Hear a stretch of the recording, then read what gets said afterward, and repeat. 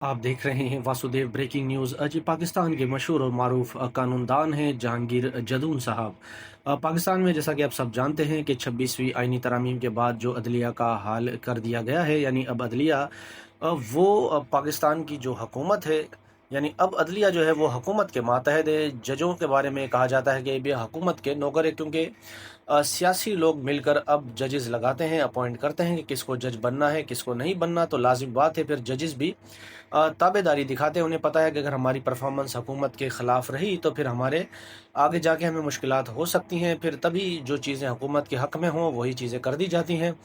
इसी हवाले से वो कहते हैं कि 26वीं आईनी तरमीम को लाने का मकसद यही था कि या ऐसी अदालत या ऐसा आईनी बेंच बनाया जा सके कि जिसको कंट्रोल किया जा सके। ऐसा कहना है जहांगीर जदून साहब का। वो कहते हैं कि जिस जज ने नवाज शरीफ साहब को सज़ा दी थी, यानी वो जज बशीर की तरफ इशारा कर रहे हैं, वही जज आज इमरान खान को भी उन्होंने सज़ा दी। जो प्रोसिक्यूटर नवाज शरीफ साहब के ख़िलाफ़ थे वो आज इमरान खान साहब के ख़िलाफ़ भी हैं। बाकी उन्होंने कहा कि जो चीफ जस्टिस ऑफ पाकिस्तान अगर इस्टेब्लिशमेंट का वो प्रो बंदा है तो फिर उसने पाकिस्तान में बड़ा नुकसान पहुँचाया है, तबाही की है। और ये तबाही जो है 26वीं आईनी तरामीम के बाद जो अदालत का स्ट्रक्चर है, ये तबाही वो बताते हैं कि अभी भी जारी है। ऐसा कहना है जहांगीर जदून साहब का, जो एक प्रोग्राम में गुफ्तगू कर रहे थे।